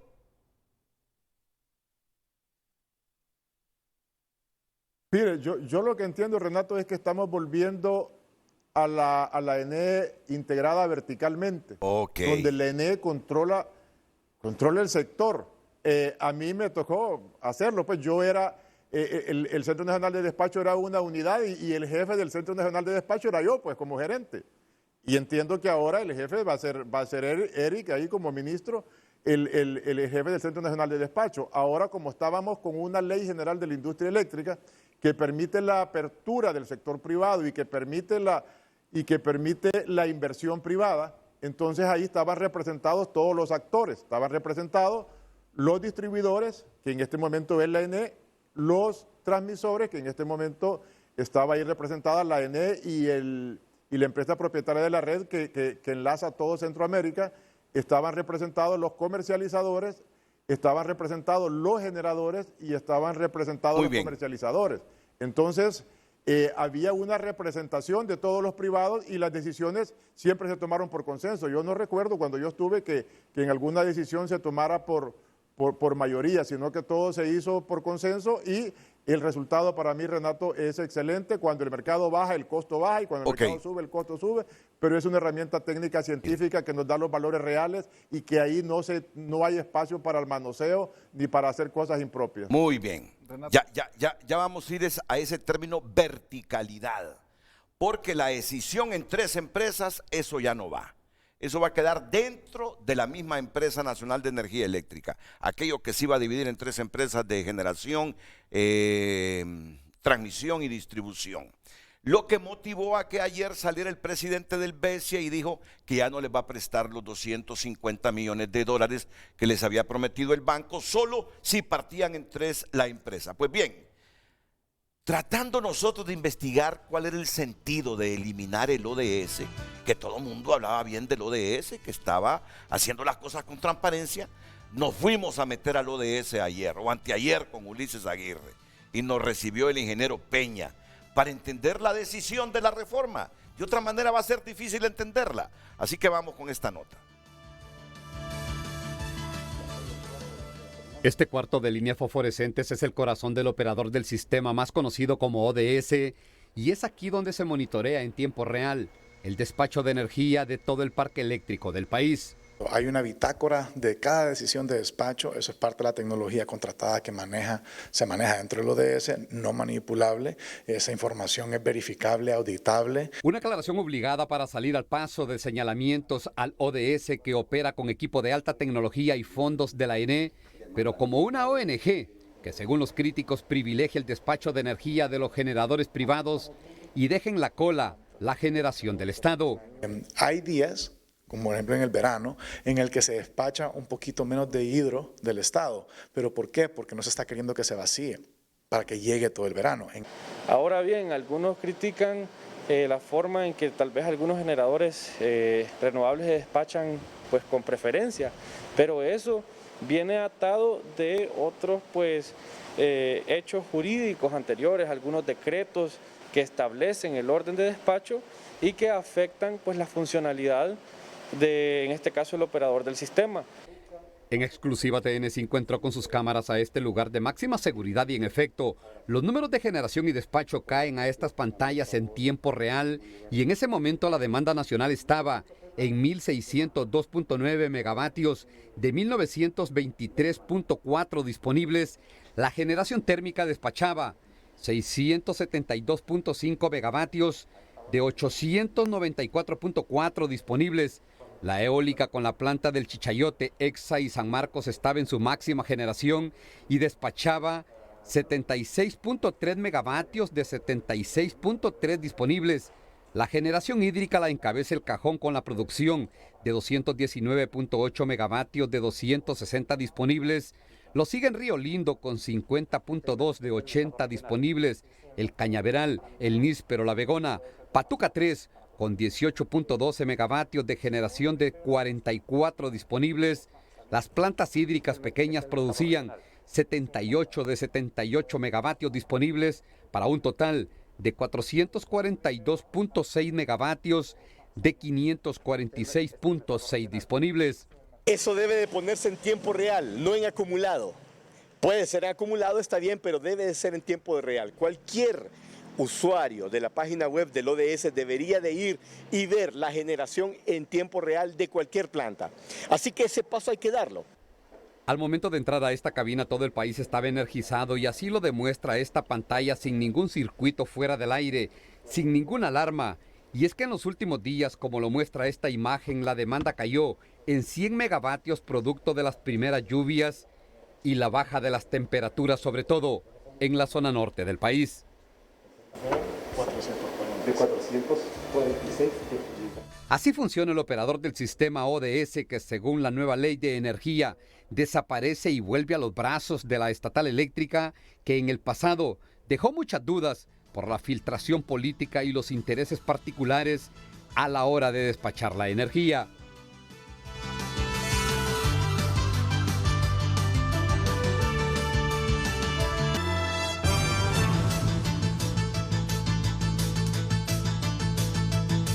Bueno, les tengo una información, porque yo sé que hemos tenido 2 años de pandemia en que nos hemos limitado los hondureños. Pues les quiero contar que después de 2 años de suspensión por pandemia, regresa la Feria Isidra o Carnaval de la Ceiba. Y a partir de esta semana, las autoridades ceibeñas tienen eventos alusivos al carnaval, como la coronación de la reina y los carnavalitos en los barrios. Ya me imagino este fin de semana. En la Ceiba va a ser emocionante. Y la otra información es que Televicentro hará Sábado Feliz desde el Parque Central de la Ceiba este sábado 14 de mayo con los artistas ceibeños Alín Fonseca, JCP y el grupo de danza garífuna Odeco. Esto como antesala al gran carnaval del sábado 21 de mayo. El carnaval es el sábado 21 de mayo. Precisamente ese día, que es el gran carnaval, TVC estará transmitiendo el desfile de carrozas en horas de la tarde. Y voy a avalar toda esta información que les he proporcionado del carnaval ceibeño con el alcalde de la ciudad Puerto de la Ceiba, don Bader Tip, exdiputado del Congreso Nacional, que nos acompaña esta mañana aquí en Frente a Frente, y me dijo, dígales que están invitados y que estarán en zona VIP. Dígale a Cristian Sanabria, a Eric Tejada, a Elcia Paz, a Marlon Lara, a Jesús Mejía, y la invitación extensiva al ingeniero Arriaga Yacamán. Sábado 21 de mayo, el gran carnaval ceibeño. Alcalde Bader Tip, por favor, ya nos ha entusiasmado usted, apórtenos más detalles sobre este evento que se suspendió por la pandemia durante 2 años. Muchas gracias, Renato, muchas gracias a los directivos de Televicentro por brindarnos este espacio para dar a conocer esta buenísima noticia. Como tú lo comentabas, hace 2 años no se tenían este tipo de actividades realmente en ninguna parte de nuestro país, sin embargo, las condiciones están cambiando, sentimos que Honduras está volviendo un poco a la normalidad con respecto al tema de la pandemia y vimos a bien desde el inicio que tomamos el gobierno de la alcaldía de la ciudad de La Ceiba de empezar a trabajar en lo que era el carnaval. El carnaval y la Feria Isidra. Importante mencionarles que fueron meses difíciles, Renato, sí. Febrero y marzo de cierta manera, con los eventos que se dieron a nivel internacional. Incluso hubieron carnavales que se frenaron, por ejemplo el carnaval de Panamá se canceló y otros por ahí en otras regiones cercanas, lo cual nos puso un poco nerviosos, pero dije, señores, tengan fe de que se va a poder hacer. La Semana Santa dictó la pauta de cómo iba a manejarse lo que es el tema de salud respecto al tema de este tipo de actividades que aglomeran gente, y al final creo que después de Semana Santa salimos muy bien. Entonces en materia de salud creo que eso está resuelto. Ya en temas de la agenda de nuestra feria y el gran carnaval, 21 de mayo es el gran carnaval internacional de la ciudad de La Ceiba. Sin embargo, la feria ya inició. Se inicia con la coronación de su reina de la feria y la reina del carnaval. Y las actividades y las fiestas empiezan prácticamente ya desde mañana sábado. Hay carnavalitos, tenemos la inauguración de lo que es el AGA. El AGA va a tener actividades operando de manera paralela a lo que es el resto de las actividades dentro de la ciudad. Y como tú lo mencionabas, Renato, tenemos los carnavalitos que son en diferentes días. Hay unos que están agendados para el día sábado, el día domingo, el día lunes. El único descanso es el día martes, que todavía no está confirmado ese, pero por ejemplo el día miércoles tenemos 2, el día jueves hay otro carnavalito, el día viernes tenemos uno de los carnavalitos más importantes, que es el del barrio de La Isla, de los más grandes que se hacen en la ciudad de La Ceiba. Y luego tenemos la fecha del mero 21, que es el gran carnaval, que desde las 2 de la tarde en adelante estarán desfilando los caballistas, comparsas, carrozas y otras actividades que se van a tener. Y para ponerle la cereza al pastel, tenemos un artista internacional, el cual estamos haciendo una producción, incluso Canal 5, bueno, Televicentro está participando en esa producción. Vamos a traer a Tito el Bambino a que nos haga un concierto abierto para toda la población de la ciudad de La Ceiba y todas aquellas personas que nos visiten. Y para el cierre de lo que es la feria, va a haber otro artista internacional que está trayendo el AGA y va a hacer ese evento dentro de sus instalaciones. Excelente, excelente, Bader. Ya me imagino lo emocionante que será esa fecha, sobre todo el 21 de mayo, cuando es el gran carnaval. Y quiero recordarles que mañana, sábado, Televicentro hará Sábado Feliz desde el Parque Central de La Ceiba, este 14 de mayo. Alcalde, éxito, éxito. Hay que recuperar el turismo en la ciudad Puerto de La Ceiba. Se lo merece esta bella ciudad de Honduras. Una de las más lindas ciudades del país. Sabemos que han tenido problemas en las últimas décadas con el turismo, pero hay que recuperarlo. Hay que recuperarlo. Vale la pena. La Ceiba tiene infraestructura y tiene una naturaleza hermosa, montañas, picos, el mar Caribe, que bueno, hay que disfrutarlo. De nuevo, muchas gracias, Bader. Que esté bien y éxitos. Muchas gracias. El alcalde de la ciudad Puerto de La Ceiba, Bader Diop. Antes de irme a la pausa, ¿qué problema representaba el operador del sistema para que la ley lo cortara? Voy con el gerente de la NE, ministro de Energía, luego una pausa, me lo complementa Cristian Sanabria y luego algunas reflexiones adicionales que tiene Jesús Mejía, Marlon Lara, Elcia Paz y José Arriaga Yacamán. Ingeniero. Sí, bueno, hay dos temas que son esenciales con el ODS, ¿no? Uno, que es un tema de Estado, ¿no? O sea, un Estado debe garantizar el suministro, debe de tener soberanía energética y debe garantizar el despacho económico, ¿no? Entonces, ese es un principio básico, elemental que está en la ley, que para que el Estado garantice el servicio de energía eléctrica como un derecho humano, es esencial que esté a cargo de él o supervise el suministro, ¿no? El despacho, ¿no? Ese es un tema, ¿no? Y otro tema tiene que ver con la conformación de la Junta Directiva, ¿no? ¿Cómo estaba conformado el ODS? La Junta Directiva, por ejemplo, tenía 5 miembros, y de esos 5 miembros en las votaciones había 4 privados a 1 o 3 a 2, ¿no? Entonces había una asimetría entre el rol que tiene el ENE en el subsector y la conformación de esa junta directiva, ¿no? Entonces lo que se está haciendo, o sea, el ODS vuelve el equipo, el ESCADA, todo lo que hay en el ODS, el personal técnico formado del ENE, vuelve íntegramente como era. El mismo ingeniero Yacamán acaba de decir que él lo manejó muy bien, ¿no? Entonces, algunas cosas como la transparencia, el avance que ha habido con la página web y que se pueda ver el despacho acumulado en tiempo real, eso también se va a mantener, ¿no? Se va a mantener. Es más, se piensa implementar otros mecanismos de veeduría social para garantizar la transparencia, ¿no? Y además en la ley se incluye que se va a presentar un informe al Congreso del despacho cada 3 meses, ¿no? Y eso va a ser también que es posible que la sociedad lo audite, ¿no? Entonces, otra cosa es que este modelo donde el Estado garantiza el despacho es normal en otros países. Hay modelos donde el ODS tiene otra personería jurídica y hay modelos donde, como en Costa Rica en el ICE, donde la empresa eléctrica se encarga del despacho. Pues entonces, no es nada del otro mundo, básicamente es devolverle el plan, o sea, el objetivo de la ley y en general de la visión de la nueva administración es fortalecer la ENE y por eso pasa el tema del ODS. Renato, porque eso lo debatimos Sí. y Hugo Noé Pino preside la Comisión de Energía del Congreso y yo insistí con él de que yo miraba el talón de Aquiles en el tema de la ODS.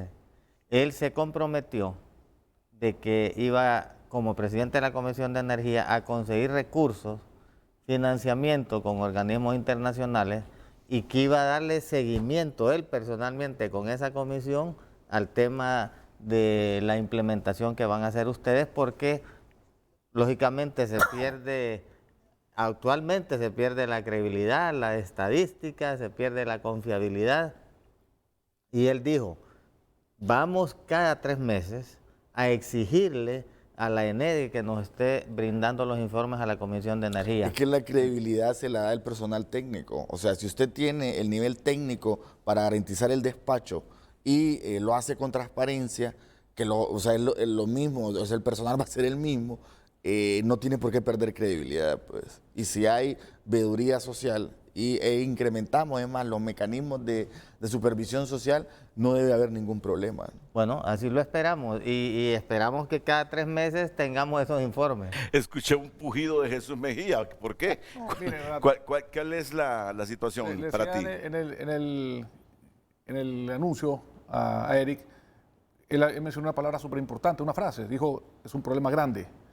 Entonces, si el problema es grande, ¿por qué lo están haciendo más grande? Y te pongo un ejemplo súper simple, Renato. Si tú vas a un restaurante y te ponen un filete de 2 libras, no te lo vas a meter a la boca de un solo. O sea, no podés. Entonces lo partís en pedacitos y es fácil digerirlo. Es igual en la administración pública. Si tú tienes una empresa que en conjunto se volvió un problema grande, como bien lo menciona Eric, y estoy de acuerdo con él, no era más fácil partirlo en pequeños pedazos para que fuera más digerible. Y te pongo el ejemplo muy simple. La empresa de transmisión, distribución y generación. La empresa de generación es altamente rentable. O sea, es súper rentable. Y de ahí se puede apalancar financieramente si está sola como empresa de generación para hacer más proyectos de generación. La empresa de transmisión es altamente rentable porque lo que hace es cobrar un peaje. Y puede seguir transmitiendo, haciendo las líneas de transmisión para cerrar los anillos que van por el litoral, que van por la parte de occidente, y cerrar los anillos en 230 o empezar con anillos de 300. El problema es la empresa de distribución, porque no están las pérdidas. Entonces es más fácil enfocarse en ese tema que muy bien lo están haciendo con la creación de este equipo especial, que creo que fue el mismo espíritu que tuvo con EH, pero lastimosamente no tuvieron éxito. Y eso lo hemos hablado aquí en tu programa muchas veces y hemos tenido muchos debates. Pero es un tema del problema grande. Mira, el Centro Social de Despacho, o sea, lo habías puesto allá y habla Erika ahorita de generar confianza. Está bien, pero ¿por qué pasó esto? Por el tema de generar confianza con el sector privado. Porque tenés que gobernar con el sector privado para que el país salga adelante. Mira, el problema, lo mencionaron bien, era la Junta como estaba conformada. Habían 4 actores, creo que mencionan 4 actores privados y solo uno del Estado. Y recuerdo cuando yo fui gerente, yo les dije, miren, a mí no me parece, porque tú sabes, Renato, que yo siempre he chocado porque digo lo que pienso y lo he pensado bien antes de decirlo. Les decía yo, ¿por qué no está conformado esta Junta Directiva por CEFIN? Porque es quien paga las cuentas, porque es la que tiene el problema financiero. Que esté la ENE, porque la ENE es el único que compra. Que esté la MON, porque los alcaldes saben cómo están sufriendo por el tema de energía que no tienen sus pueblos. La Fedecámara, que es la parte municipal de empresa privada, y el COEP. Entonces puedes decir que están 3-2, pero tenías en medio a la MON, que podía servir de un balance. Entonces, si el problema era la Junta Directiva, mejor hubieran cambiado la Junta Directiva y hubieran enfocado a mantener siempre el ODS como una ONG para que nadie pueda meter manos. Pero mira, uno lo percibe claramente. Ellos vienen con otro modelo. Ellos quieren potenciar la NE como institución, está claro. Quieren tener el control. Quieren tener el control de la empresa nacional de energía eléctrica. Mira que el FMI les aceptó que no la dividieran en 3 empresas para que compitiera con la misma NE.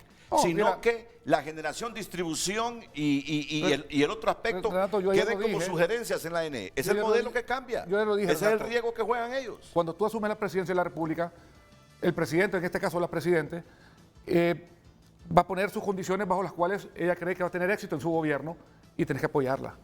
Y yo se lo dije, yo se lo dije a gente de mi partido, le dije, miren, me van a disculpar, pero, y te por un ejemplo de las sedes, que es una cosa que pues, a mí nunca me gustó mucho y te lo dije aquí en el programa, era una política del presidente de la República en su momento para generar empleo. Entonces, es igual ahorita. O sea, la presidenta no el presidente de las sedes, quítelas porque ella va a tener éxito generando Mira, empleo. ¿a ti no te parecía, la conformación? Jesús, pero nosotros planteamos una separación técnica, administrativa y financiera y de recursos humanos. O sea, hay una separación. Lo que pasa es que cuando vaya al banco, activos, pasivos, la empresa de distribución administrativa, se va a tragar todo. financiera, únicamente que se mantiene verticalmente. Pero cuando usted vaya al banco pero la separación, a sacar un préstamo, se lo digo porque cuando, mira, cuando yo estuve en un hotel y transmisión deben de mira, cuando estuve en un hotel, retribución al ENE. Se lo digo como administrador público. Cuando estuve en un hotel, yo tuve que sanear primero la empresa para poder apalancarme financieramente. Okay. Ahora, la ENE no puede apalancarse financieramente. Es el Estado, a través del respaldo del Estado, que se puede apalancar financieramente. ¿Cómo tuviste, Jesús? ¿Cómo te fue con la reducción de pérdida? Sigue suspirando Elcia, solo permítame. Bajamos de 31 a 25. Mira, sigue suspirando Elcia porque dice que lo que tú quisiste hacer... Suspira por mí. No lo pudiste hacer y ellos lo están haciendo. Ellos lo están haciendo. Fíjate que tú reclamabas la conformación del ODS. Quisiste cambiarlo, no pudiste. Yo no tengo facultad de cambiarlo. O sea, yo dije, miren, esto va a generar un problema y este es el escenario que yo miraba más favorable. Valoraciones, Elcia.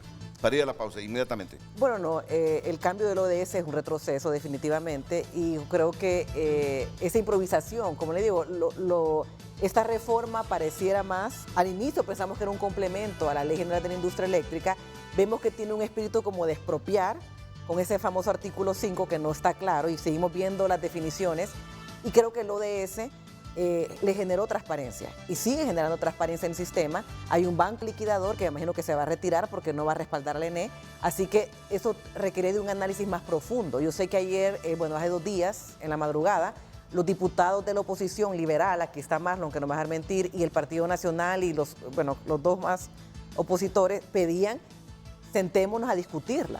Entonces, una ley buena, una reforma buena, ¿por qué tenía que aprobarse en 24 horas? ¿Qué sospechaban ustedes? ¿Qué sospechaban ustedes si no se aprobaba en esa noche o era por cumplir los 100 días de gobierno? O sea, pareciera que era una ley más política que una solución. Una solución de largo plazo hay que madurarla. Entonces, estos artículos generan dudas y nuevamente les deseo suerte, pero cuando venga un inversionista y compare lo que estaba antes, lo que esta ley da, los abogados les van a decir, reflexionen, porque aquí hay expropiaciones. Aquí tenemos un retroceso a una apertura de mercado. Vuelva la expropiación. Ya. No, es que está claro la división. No hablamos de tú tienes tu reserva. Tú tienes tu reserva. No, yo el que estoy diciendo. Vamos a la pausa. Miren, Armando Urtecho, el director ejecutivo del COEP, me escribe y me dice así, ya me lo imagino, si estuviera face to face conmigo. Vea la fecha y el acuerdo asumido. La reforma es una expropiación, aunque no hayan colocado esa palabra. La acción legal es esa. Quienes fallaron siempre son los miembros del gobierno. El director ejecutivo del COEP. Unos 30 segundos, ingeniero, por favor, permíteme, producción. 30 segundos con el ODS. Primero que todo, de la ley, nadie habla del espíritu de la misma. Que el espíritu es un enfoque filosófico y humanista que habla del acceso a la electricidad para el pueblo hondureño como un derecho humano. Aquí se diluyen las discusiones en los intereses de los generadores, en las deudas con generadores, pero nadie habla de los 9 millones de personas que van a ser beneficiados con esta ley. Y es un problema de modelo, como usted lo decía, Renato, porque el modelo que tiene la presidenta Xiomara y la visión por la cual votó el pueblo es transformaciones profundas en el subsector eléctrico. Y estas transformaciones pasan por impedir de que los bienes del pueblo y los recursos del pueblo sean privatizados, tanto el ENE como el Centro Nacional de Despacho y todo lo que pertenece al pueblo hondureño. Entonces, esto es un problema de modelo, no es un problema de forma, sino que de fondo, y es lo que estamos buscando solucionar. Y por alguna razón... Miren, agradezco al ingeniero Yacamán y a todos su presencia esta mañana. Miren qué hora es, las 9, y a las 9 comienza el otro programa. Así que nos vemos en otra oportunidad. Gracias, Jesús. Gracias, Marlon. Gracias, Gracias, ministro. Parte 2, gracias, ocupamos. Cristian. Gracias a todos. Buenos días.